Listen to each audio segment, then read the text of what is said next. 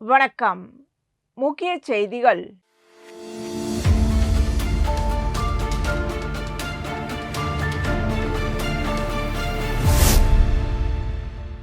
மத்திய அரசின் பிரசார் பாரதியின் கீழ் செயல்படும் அகில இந்திய வானொலி நிலையம் தொடங்கப்பட்டு 90 ஆண்டுகள் நிறைவடைந்ததை கொண்டாடும் விழா கதிர்காமம் இந்திரா காந்தி மருத்துவக் கல்லூரி மற்றும் ஆராய்ச்சி நிலையத்தில் நடைபெற்றது. இதில் துணைநிலை ஆளுநர் கைலாசநாதன் கலந்து கொண்டு மாணவர்களுக்காக நடத்தப்பட்ட போட்டிகளில் வெற்றி பெற்றவர்களுக்கு பரிசுகள் வழங்கி பாராட்டினார். இந்திரா காந்தி மருத்துவக் கல்லூரி இயக்குநர் உதயசங்கர் வாழ்த்தி பேசினார்.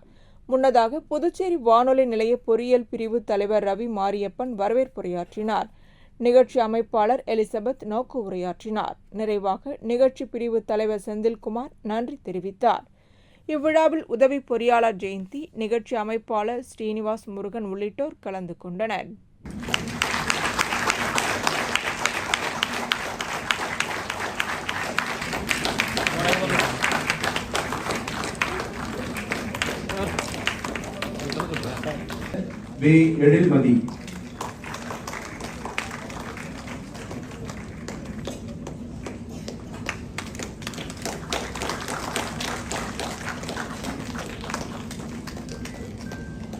பேச்சாற்றல் போட்டியில் தங்களின் தனித்திறமைகளை வெளிப்படுத்தி வெற்றி பெற்ற வெற்றியாளர் அமீன் கான் அவர்களை மேடைக்கு அழைக்கிறேன்.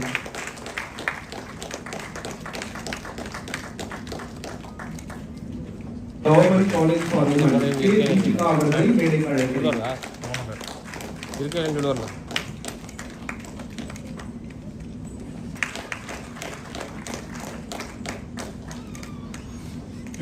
ஷவந்தி எஸ் அக்ஷயாஸ்ரீ.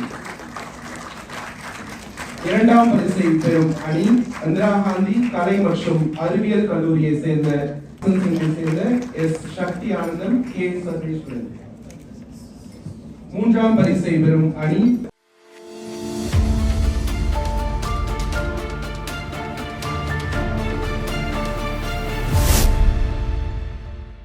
உலக பெருங்கடல் தினத்தை முன்னிட்டு புதுச்சேரி கடலோர மண்டல மேலாண்மை மற்றும் காரைக்கால் மாவட்ட நிர்வாகம் இணைந்து காரைக்கால் கடற்கரையில் விழிப்புணர்வு நிகழ்ச்சி காரைக்கால் மாவட்ட ஆட்சியர் இஷிதா ரெட்டி தலைமையில் நடைபெற்றது.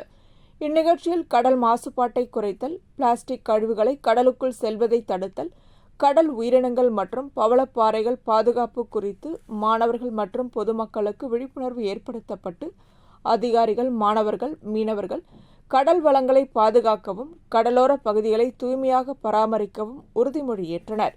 இதனைத் தொடர்ந்து உலக பெருங்கடல் தினத்தை முன்னிட்டு காரைக்கால் கடற்கரையில் உள்ள சிறுவர் பூங்கா, கடற்கரை உள்ளிட்ட பகுதிகளில் மாவட்ட ஆட்சியர் இஷிதா ரெட்டி தலைமையில் 100க்கும் மேற்பட்ட கல்லூரி மாணவர்கள் தூய்மை பணியில் ஈடுபட்டனர். அப்பொழுது கடற்கரையில் இருந்த பிளாஸ்டிக் பொருட்களை சுத்தம் செய்தனர்.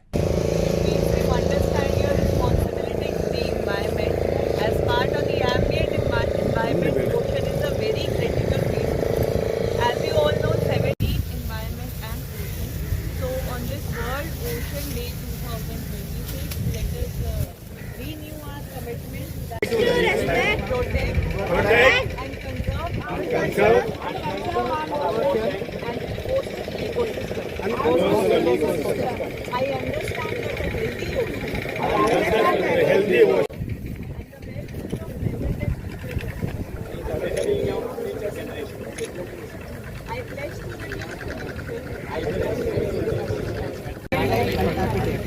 I pledge to support sustainable practices and help preserve the beauty and biodiversity of our ocean.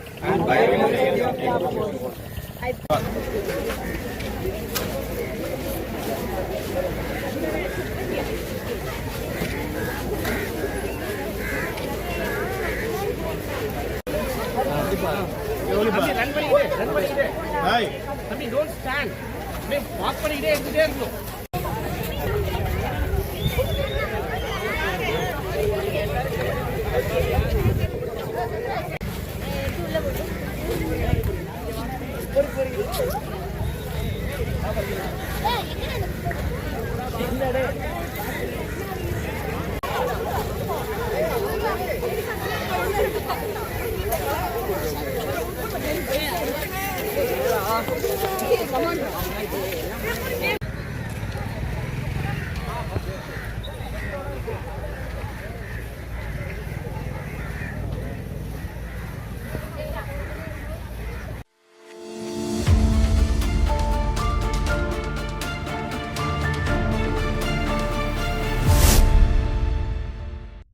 புதுச்சேரியில் உள்ள சுசிலாபாய் அரசு மகளிர் மேல்நிலைப்பள்ளியில் புதிதாக அமைக்கப்பட்டுள்ள 2 நவீன ஸ்மார்ட் வகுப்பறைகள் திறந்து வைக்கப்பட்டன. புதுச்சேரி ஹெரிடேஜ் ரவுண்ட் டேபிள் 167 மற்றும் புதுச்சேரி லேடிஸ் சர்க்கிள் 187 ஆகிய அமைப்புகளின் கூட்டு முயற்சியில் இந்த ஸ்மார்ட் வகுப்பறைகள் உருவாக்கப்பட்டுள்ளன. இதன் திறப்பு விழா பள்ளி வளாகத்தில் நடைபெற்றது. விழாவிற்கு ராஜ்பவன் தொகுதி சட்டமன்ற உறுப்பினர் விக்னேஷ் கண்ணன் தலைமை தாங்கி ரிப்பன் வெட்டி ஸ்மார்ட் வகுப்பறைகளை திறந்து வைத்தார். இந்நிகழ்ச்சியில் ரவுண்ட் டேபிள் இந்தியாவின் தேசிய தலைவர் ரசித் பன்சால், ஏரியா 2 தலைவர் கரண் கோயல், அசோக் உள்ளிட்ட தேசிய மற்றும் பிராந்திய நிர்வாகிகள் கலந்து கொண்டனர்.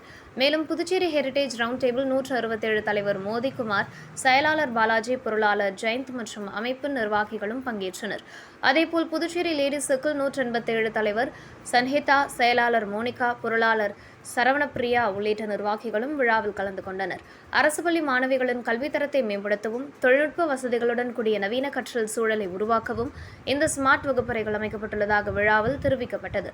டிஜிட்டல் கற்றல் வசதிகள் மாணவிகளின் கல்வித்திறனை உயர்த்துவதோடு எதிர்கால போட்டி உலகை எதிர்கொள்ளும் திறனையும் வளர்க்கும் என்று பேச்சாளர்கள் வலியுறுத்தினர். இந்த நிகழ்ச்சியில் பள்ளி ஆசிரியர்கள், மாணவிகள் மற்றும் ரவுண்ட் டேபிள் லேடிஸ் சர்க்கிள் அமைப்புகளின் உறுப்பினர்கள் கலந்து கொண்டனர். புதிய ஸ்மார்ட் வகுப்பறைகள் மாணவிகளின் கல்வி வளர்ச்சிக்கு முக்கிய பங்காற்றும் என்ற நம்பிக்கையை அனைவரும் தெரிவித்தனர்.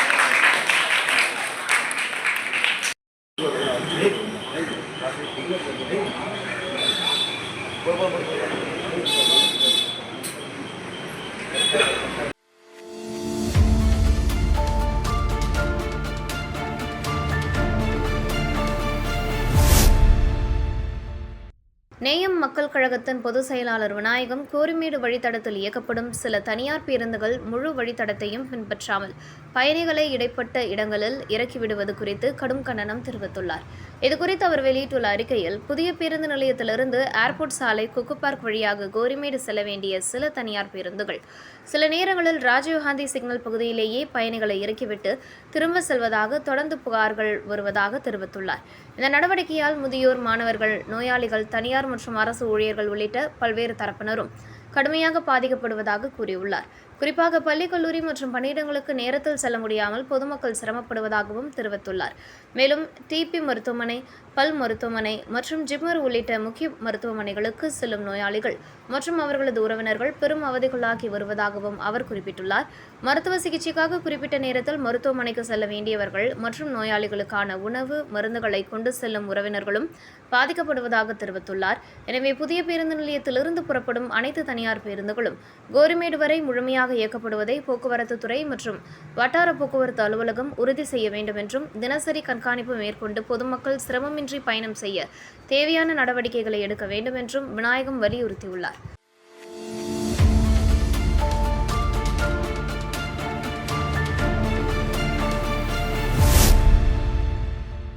புதுச்சேரி முதலியார்பேட்டை தொகுதிக்குட்பட்ட நயினார் மண்டபம், சுதானா நகர் பகுதியில் உள்ள சித்தர் வீதியில் சாலை மற்றும் வடிகால் வாய்க்கால் அமைக்கும் பணிக்கான பூமி பூஜை நடைபெற்றது. இப்பணிகளை முதலியார்பேட்டை சட்டமன்ற உறுப்பினர் ஜான்குமார் பூமி பூஜை செய்து தொடங்கி வைத்தார். நிகழ்ச்சியில் கட்சி நிர்வாகிகள், உள்ளூர் பிரமுகர்கள் மற்றும் அப்பகுதி பொதுமக்கள் கலந்து கொண்டனர். இத்திட்டத்திற்காக ரூபாய் 24,70,000 ஒதுக்கப்பட்டுள்ளதாக தெரிவிக்கப்பட்டது. பணிகள் விரைவில் தொடங்கப்பட்டு நிர்ணயிக்கப்பட்ட காலக்கெடுவிற்குள் தரமாக நிறைவு செய்ய நடவடிக்கை எடுக்கப்படும் என அதிகாரிகள் தெரிவித்தனர். சாலை மற்றும் வடிகால் அமைப்பு பணிகள் நிறைவடைந்த பின்னர் அப்பகுதியில் போக்குவரத்து வசதி மேம்படுத்துவதுடன் மழைக்காலங்களில் ஏற்படும் நீர்த்தேக்க பிரச்சினைக்கும் தீர்வு கிடைக்கும் என எதிர்பார்க்கப்படுகிறது.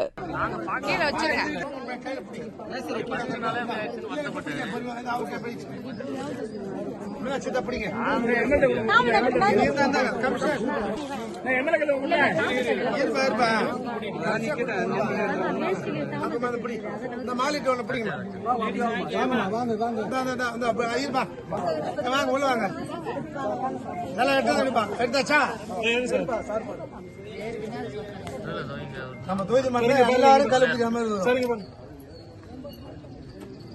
எடுத்தாச்சப்பா செட்டிங் பேஜ் போட்டுருப்பா சனி மூலம் வச்சிருப்போம்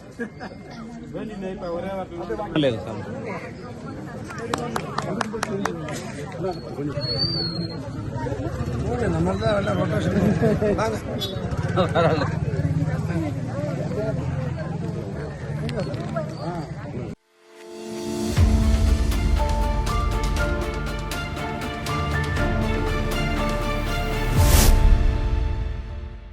புதுச்சேரி உழவர்கரை தொகுதிக்குட்பட்ட வயல்வெளி நகரில் வயல்வெளி நகர் மக்கள் நல்வாழ்வு சங்கத்தின் 2ஆம் ஆண்டு துவக்க விழா நடைபெற்றது.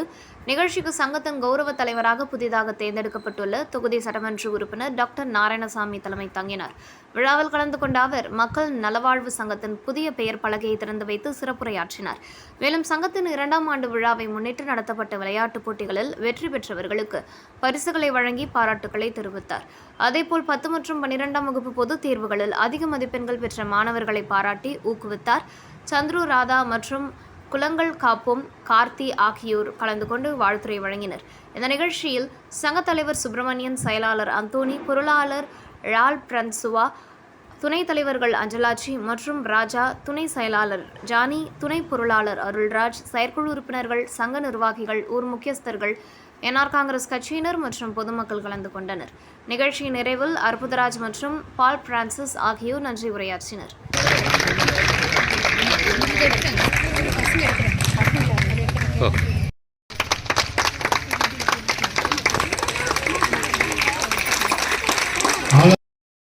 துணைத் தலைவர் அஞ்சாலட்சி அவர்களுக்கு, துணைத் தலைவர் ராஜா பிரேம் அவர்களுக்கு அனுமதிக்கப்படுகிறது.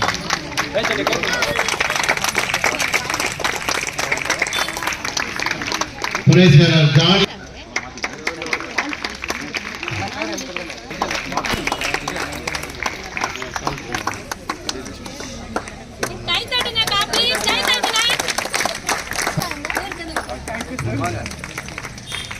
டெல்பின் மரி,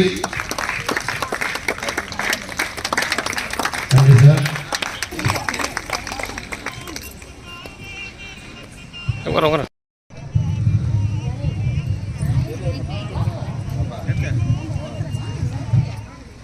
கேட்கலையே.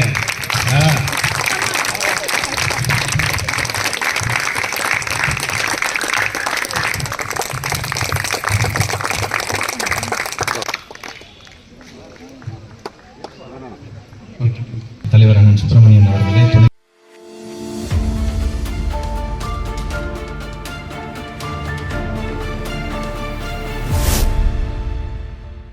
புதுச்சேரி முன்னாள் சட்டமன்ற உறுப்பினரும் செய்தி தொடர்பாளருமான எம்என்ஆர் பாலன் செய்தியாளர்களை சந்தித்தார். அப்பொழுது அவர் காங்கிரஸ் கட்சியை ஓடாத வண்டி என விமர்சனம் செய்தவர் சிவா என்றும், காங்கிரஸ் கட்சியை தவிர்த்துவிட்டு இந்தியா கூட்டணியின் முதல் கூட்டத்தை நடத்தியவரும் அவர்தான் என்றும் பாலன் கூறினார். திமுக மேலிட பொறுப்பாளராக தேர்தல் நேரத்தில் பணியாற்றிய பாராளுமன்ற உறுப்பினர் ஜெகத் ரட்சகன் புதுச்சேரி மாநில காங்கிரஸை விமர்சித்துள்ளார். இது தவறானது என தெரிவித்த காங்கிரஸ் செய்தி தொடர்பாளர் பாலன், இப்படியெல்லாம் பேசியே திமுக மற்றும் காங்கிரஸ் தொண்டர்களிடம் மனக்கசப்பை ஏற்படுத்தினார்கள் என தெரிவித்தார். கடந்த 5 ஆண்டு ஆட்சியில் முதல்வர் ரங்கசாமியுடன் இணைந்து செயல்பட்டவர் திமுக அமைப்பாளர் சிவா. அப்பொழுது பேசாததையெல்லாம் இப்பொழுது அவர் பேசி வருகிறார். இந்த தேர்தலில் என்ஆர் காங்கிரஸ் பாஜக கூட்டணி ஆட்சி வருவதற்கும் அவரே காரணமாக இருந்துவிட்டார் என்றும் முன்னாள் சட்டமன்ற உறுப்பினர் பாலன் குற்றம் சாட்டியுள்ளார். எனவே திமுக அமைப்பாளர் சிவா தன் நிலை உணர்ந்து பேச வேண்டும் எனவும் அவர் வலியுறுத்தியுள்ளார். வெற்றி பெற்றால் திமுக காரணம், தோல்வி அடைந்தால் அதற்கு காங்கிரஸ் காரணமா என கேள்வி எழுப்பியுள்ள அவர், இதுகுறித்து திமுக அமைப்பாளர் சிவா தன்னுடன் நேரடி பொது விவாதத்திற்கு வர வேண்டும், அதற்கு அவர் தயாரா எனவும் கேட்டுக்கொண்டுள்ளார்.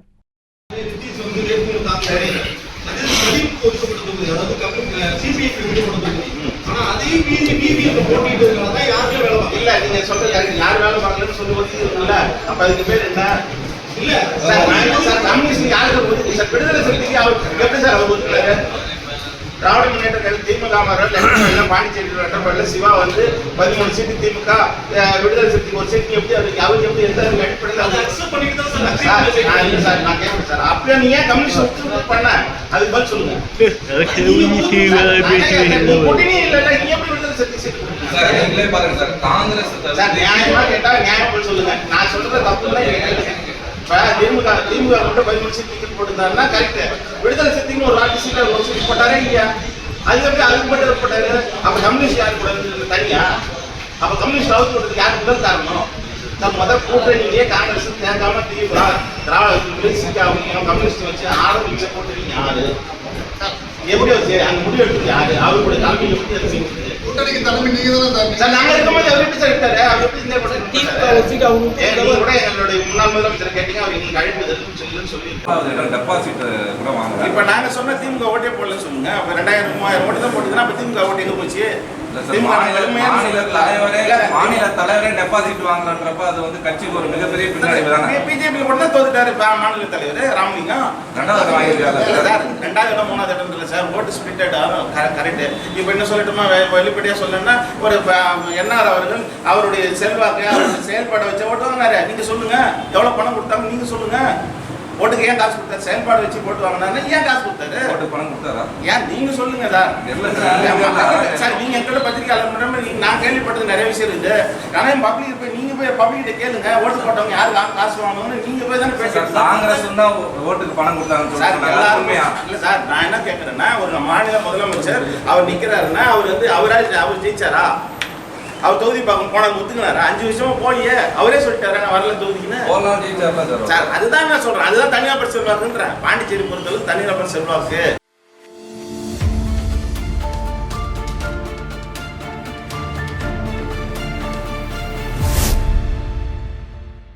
விழுப்புரம் கோட்டக்குப்பத்தில் பட்டியலின மக்கள் மயானத்தை பயன்படுத்துவது தொடர்பாக மீனவர்கள் மற்றும் பட்டியலின மக்களிடையே ஏற்பட்டுள்ள பிரச்சினை தொடர்ந்து பதற்றத்தை ஏற்படுத்தி வருகிறது. சமூக நீதித்துறை அமைச்சர் வன்னியரசு நேரில் சென்று ஆய்வு மேற்கொண்டு இரு தரப்பினரிடையே சமூக நல்லிணக்கத்தை ஏற்படுத்த நடவடிக்கை எடுக்கப்படும் என தெரிவித்தார். இந்நிலையில் அமைச்சர் பட்டியலின மக்களுக்கு ஆதரவாக செயல்படுவதாக குற்றம் சாட்டி மீனவ பெண்கள் கடலில் இறங்கி ஆர்ப்பாட்டத்தில் ஈடுபட்டனர். மாவட்ட ஆட்சியர் முன்னிலையில் நடைபெறவுள்ள பேச்சுவார்த்தைக்காக கிராமத்தை சேர்ந்த ஆண்கள் வானூர் பகுதிக்கு சென்றிருந்த நிலையில் கிராமத்தில் இருந்த பெண்கள் திடீரென கடலில் இறங்கி போராட்டம் நடத்தியதால் பரபரப்பு ஏற்பட்டது. தகவல் அறிந்து சம்பவ இடத்திற்கு வந்த காவல்துறையினர் கடலில் இறங்கி போராட்டத்தில் ஈடுபட்ட பெண்களை அப்பகுதியிலிருந்து அப்புறப்படுத்தி கடலுக்குள் செல்லாமல் தடுத்து நிறுத்தினர். இதனால் மீனவ பெண்களுக்கும் காவல்துறையினருக்கும் இடையே வாக்குவாதம் ஏற்பட்டது. போராட்டத்தின் போது 3 பெண்கள் மயக்கமடைந்த நிலையில் அவர்களை காவல்துறையினர் உடனடியாக மீட்டு 108 ஆம்புலன்ஸ் மூலம் புதுச்சேரி அரசு மருத்துவமனைக்கு சிகிச்சைக்காக அனுப்பி வைத்தனர். கடற்கரை ஒட்டியுள்ள மயான பகுதியை பட்டியலின மக்கள் பயன்படுத்துவதால் தங்கள் படகுகளை நிறுத்தவும் மீன்பிடி தொழிலை மேற்கொள்ளவும் சிரமம் ஏற்படுவதாக மீனவ மக்கள் தொடர்ந்து குற்றம் சாட்டி வருகின்றனர்.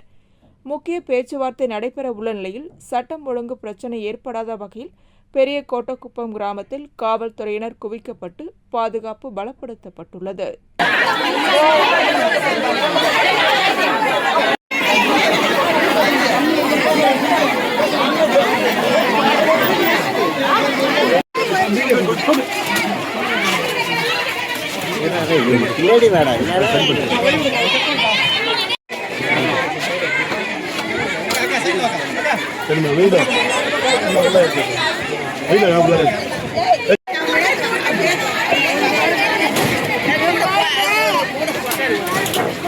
நீங்க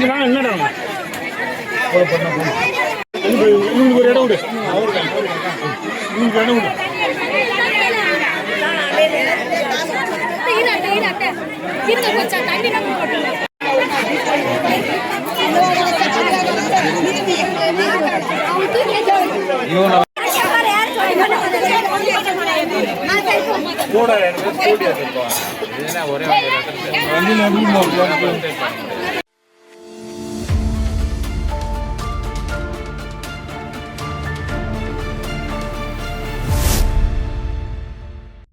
ரோட்டரி கிளப் பாண்டிச்சேரி காஸ்மாஸ் சார்பில் வில்லியனூர் ரயில் நிலையத்தில் பெயர் பலகை மற்றும் ரயில்கள் வருகை தொடர்பான தகவல் பலகை திறப்பு விழா நடைபெற்றது. விழாவிற்கு ரோட்டரி கிளப் பாண்டிச்சேரி காஸ்மாஸ் தலைவர் பிரபாகரன் தலைமை தாங்கினார். மாவட்ட ஆளுநர் லியோன் முன்னிலை வகித்தார். விழாவில் கலந்து கொண்ட வில்லியனூர் தொகுதி சட்டமன்ற உறுப்பினர் ரவிக்குமார் ரயில் நிலைய பெயர் பலகை மற்றும் ரயில் வருகை தகவல் பலகையை திறந்து வைத்தார். தொடர்ந்து துப்புரவு பணியாளர்கள் மற்றும் ஆட்டோ ஓட்டுநர்களுக்கு நலத்திட்ட உதவிகளையும் வழங்கினார். நிகழ்ச்சியில் rotary club Pondicherry cosmos club நிர்வாகிகள் செந்தில், பழனியப்பன், மணிகண்டன், சுரேஷ்குமார், அம்பலவாணன், வாஞ்சிநாதன், இளந்தொண்டர் நற்பணி மன்ற நிறுவனர் ராமன், சமூக ஆர்வலர் ரஜினி முருகன், தொழிலதிபர் முகமது யூனிஸ் உள்ளிட்டோர் கலந்து கொண்டனர். இந்த வெளியில இருந்து பார்க்கணும்னா ட்ரெயின் டைம் எந்த டைம் என்னைக்கு எப்போ போறதுன்னு தெரியல.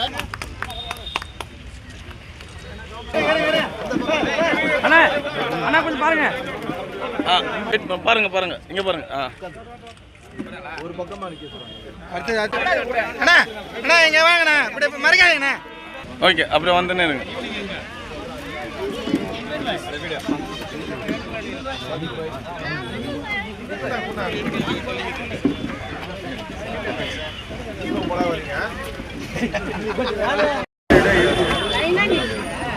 இங்க பாருங்க, அங்க பாரு. கொஞ்சம் லைட்டா சார் மறைக்காதீங்க. அப்படியே ஓகே. ஏன் திரும்பி இந்த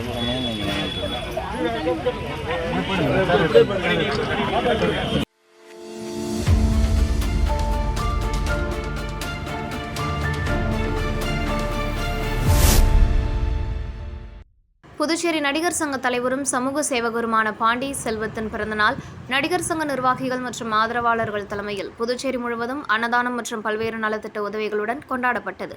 இதன் ஒரு பகுதியாக புதுச்சேரி காமராஜர் சாலை பகுதியில் உள்ள ராயல் பார்க் உணவக ஆட்டோ ஸ்டாண்டில் பிறந்தநாள் விழா நடைபெற்றது. விழாவில் கலந்து கொண்ட பாண்டி செல்வம் பிறந்தநாள் கேக் வெட்டி பொதுமக்களுக்கு இனிப்புகள் வழங்கினார். தொடர்ந்து ராயல் பார்க் ஆட்டோ சங்க நிர்வாகிகளுக்கு சீருடைகள் உள்ளிட்ட நலத்திட்ட உதவிகளையும் வழங்கினார். பிறந்தநாளை முன்னிட்டு நடிகர் சங்க நிர்வாகிகள், சமூக ஆர்வலர்கள், அரசியல் கட்சி பிரமுகர்கள், ஆட்டோ ஓட்டுநர்கள் உள்ளிட்டோர் பாண்டி செல்வத்திற்கு சால்வை அணிவித்தும் கேக் வெட்டியும் வாழ்த்துக்களை தெரிவித்தனர். நலத்திட்ட உதவிகள் வழங்கும் நிகழ்ச்சியில் பேசிய பாண்டி செல்வம், புதுச்சேரி முழுவதும் உள்ள முக்கிய ஆட்டோ ஸ்டாண்டுகளில் பணியாற்றும் ஓட்டுநர்களுக்கு சீருடை உள்ளிட்ட பல்வேறு நலத்திட்ட உதவிகள் விரைவில் வழங்கப்பட உள்ளதாக தெரிவித்தார். சமூக சேவையில் தொடர்ந்து ஈடுபட்டு வரும் பாண்டி செல்வம் ஆண்டின் 365 நாட்களிலும் ஏழை எளிய மக்களின் பசியை போக்கும் நோக்கில் உணவு வழங்கி வருகிறார். பசி காரணமாக உதவி கோரி யார் அழைத்தாலும் நேரில் சென்று உணவு வழங்கும் அவரது சேவை பொதுமக்களிடையே பெரும் பாராட்டை பெற்று வருவது குறிப்பிடத்தக்கது.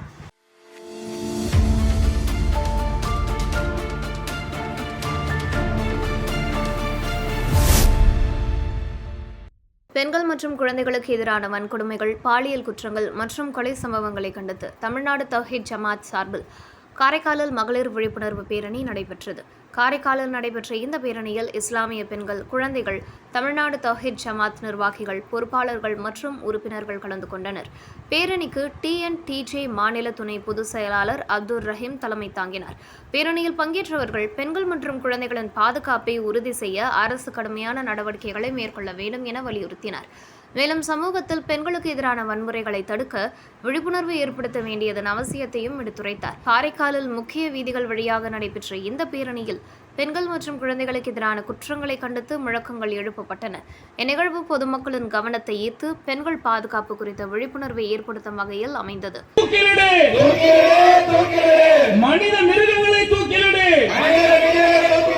தண்டனைகள் கடுமையாக்கப்பட வேண்டும் என்கின்ற கோரிக்கையை நாங்கள் முன்வைக்கிறோம். அதே போல தமிழகத்தினுடைய சட்டத்துறை அமைச்சர் நிர்மல்குமார் அவர்கள் ஒரு அழகான ஒரு அறிக்கையை வெளியிட்டிருக்கின்றார்கள். உயர்நீதிமன்றம் தமிழக அரசிடத்துல ஒரு கேள்வியை முன்வைத்திருந்தார்கள். திருப்பரங்குன்றம் விஷயத்தில தமிழக அரசினுடைய நிலைப்பாடு என்ன என்ற கேள்வி வைக்கப்பட்ட நிலையில ஏற்கனவே என்ன நடைமுறை இருக்கின்றதோ அதே நடைமுறையே தொடரும். தமிழகத்துல இது மத மோதல்களுக்கு வழி இல்லாத வகையில அனைத்து தரப்பு மக்களும் அமைதியோடு வாழுகின்ற ஒரு முறையைத்தான் இந்த தாவேக அரசும் பின்பற்றும் என்கின்ற அறிவிப்பை வெளியிட்டிருக்கின்றார்கள். இந்த அறிவிப்பை தமிழ்நாடு தௌஹீத் ஜமாத் இஸ்லாமிய சமுதாயத்தின் சார்பாக, மனிதநேயத்தை விரும்பக்கூடிய, அமைதியை விரும்பக்கூடிய தமிழக மக்களின் சார்பாக நாங்கள் அதை வரவேற்றுக் கொள்கின்றோம்.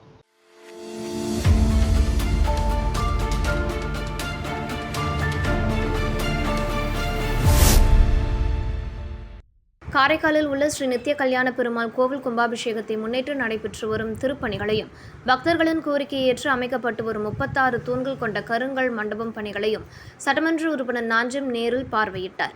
அப்போது நடைபெற்று வரும் திருப்பணிகளை வரும் தை மாதத்திற்குள் விரைந்து முடிக்க தேவையான நடவடிக்கைகளை மேற்கொள்ளுமாறு ஆலோசனை வழங்கினார். இந்த ஆய்வின் போது ஆலய நிர்வாக அதிகாரி விநாயகமூர்த்தி, திருப்பணி கமிட்டி தலைவர் ஸ்ரீ உவே அரங்கநாதாச்சாரியார் மற்றும் திருப்பணி கமிட்டி உறுப்பினர்களான பாலகிருஷ்ணன், ஆசைத்தம்பி, சிவராமகிருஷ்ணன், இளங்கோவன், ரமேஷ், சிவகணேஷ், ராஜ், ஆசிரியர் தேவதாஸ், சீனிவாசன் உள்ளிட்டோர் உடனிருந்தனர்.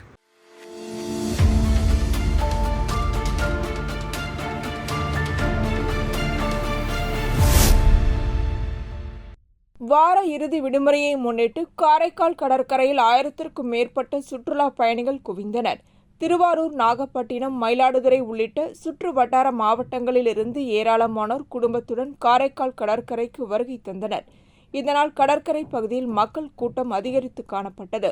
மாலை நேரத்தில் கடற்கரையில் அதிக அளவில் மக்கள் திரண்டதால் கடற்கரை பகுதி பரபரப்பாக காணப்பட்டது. குழந்தைகள், இளைஞர்கள் மற்றும் குடும்பத்தினர் கடற்கரையின் இயற்கை அழகை ரசித்து மகிழ்ந்ததுடன் ஓய்வு நேரத்தை உற்சாகமாக கழித்தனர். வார இறுதி நாட்களில் காரைக்கால் கடற்கரை முக்கிய சுற்றுலா தலமாக விளங்கி வருவதால் தொடர்ந்து ஏராளமானோர் வருகை தருவதாக தெரிவிக்கப்பட்டுள்ளது.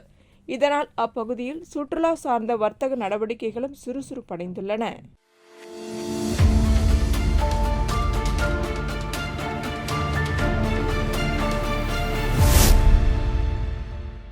விழுப்புரம் பெரிய கோட்டுக்குப்பம் ஆதிதிராவிடர் பகுதி மக்களுக்கும் நடுக்குப்பம் மீனவர்களுக்கும் இடுகாடு தொடர்பாக ஏற்பட்டுள்ள மோதல் பரபரப்பை ஏற்படுத்தியுள்ளது.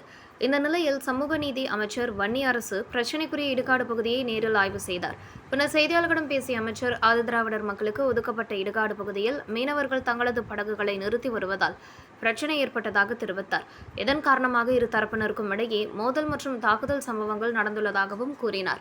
சம்பவத்தில் தொடர்புடையவர்கள் மீது உரிய நடவடிக்கை எடுக்க அதிகாரிகளுக்கு அறிவுறுத்தப்பட்டுள்ளதாக தெரிவித்த அவர், இரு சமூக மக்களும் நல்லிணக்கத்துடன் வாழ அரசு நடவடிக்கை எடுத்து வருவதாக கூறினார். மேலும் பாதிக்கப்பட்டவர்களுக்கு சட்ட விதிகளின்படி இழப்பீடு வழங்கும் பணிகளும் நடைபெற்று வருவதாக தெரிவித்தார். மீனவர்கள் படகுகளை நிறுத்த மாற்றிடம் ஏற்பாடு செய்யப்படும் என்றும், இடுகாடு நிலத்தின் ஒரு பகுதியை ஆக்கிரமித்து கட்டப்பட்டுள்ள கட்டடத்தை உடனடியாக அகற்ற அதிகாரிகளுக்கு உத்தரவிடப்பட்டுள்ளதாகவும் அமைச்சர் கூறினார். அதேபோல் ஆதிதிராவிடர் மக்களுக்காக ஒதுக்கப்பட்டுள்ள இடுகாடு பகுதியில் வேலி அமைக்கும் பணிகளும் மேற்கொள்ளப்படும் என தெரிவித்தார். மேலும் மீனவர்களின் படகுகளை நிறுத்துவதற்கான மாற்று இடத்தை தேர்வு செய்து தொடர்பாக அதிகாரிகள் தலைமையில் இரு தரப்பினருக்கும் இடையே அமைதி பேச்சுவார்த்தை நடத்த ஏற்பாடு செய்யப்பட்டுள்ளதாகவும் கூறினார். தமிழகம் முழுவதும் ஆதிதிராவிடர் மக்களின் இடுகாடு தொடர்பான பிரச்சினைகளுக்கு ஓராண்டுக்குள் சுமூகமாக தீர்வு காண நடவடிக்கை எடுக்கப்படும் என்றும் அமைச்சர் வன்னியரசு உறுதியளித்தார். இருக்க வேண்டும், இணக்கமாக வாழ வேண்டும் என்பதுதான் இந்த அரசு, நம்முடைய அரசுடைய இலக்கு. அவருடைய கவனமாக நாங்கள் இருக்கின்றோம். முதலில் ஆதிதிராவிடர் மக்களுடைய அந்த கோரிக்கை மிக முக்கியமான கோரிக்கை என்னன்னா, இந்த மொத்தம் வந்து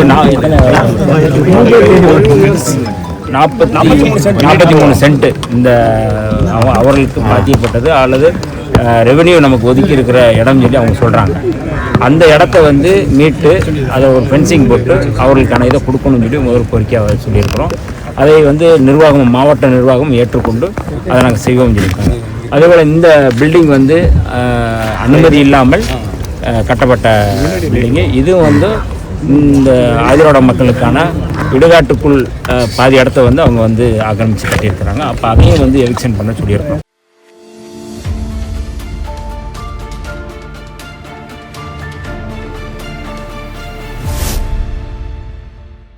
விழுப்புரம் ஆரோவில் அடுத்த இடையாஞ்சாவடி கிராமத்தை சேர்ந்த கமலபாதன், கனிமொழி தம்பதியரின் மகன் ஜீவா அப்பகுதியில் உள்ள ஊராட்சி நடுநிலைப் பள்ளியில் 8ஆம் வகுப்பு பயின்று வந்தார். இந்நிலையில் தனது வீட்டின் அருகே கட்டப்பட்டு வரும் புதிய வீட்டின் மாடி பகுதியில் ஜீவா விளையாடிக் கொண்டிருந்தார். அப்பொழுது வீட்டின் அருகே தாழ்வாக சென்ற மின்கம்பி மீது அவரது கைப்பட்டதாக கூறப்படுகிறது. இதில் மின்சாரம் தாக்கியதால் மாணவன் தூக்கி வீசப்பட்டு மயங்கிய நிலையில் விழுந்தார். சத்தம் கேட்டு ஓடி வந்த அவரது தாயார் மற்றும் குடும்பத்தினர் ஜீவாவை மீட்டு உடனடியாக ஜிப்மர் மருத்துவமனைக்கு கொண்டு சென்றனர்.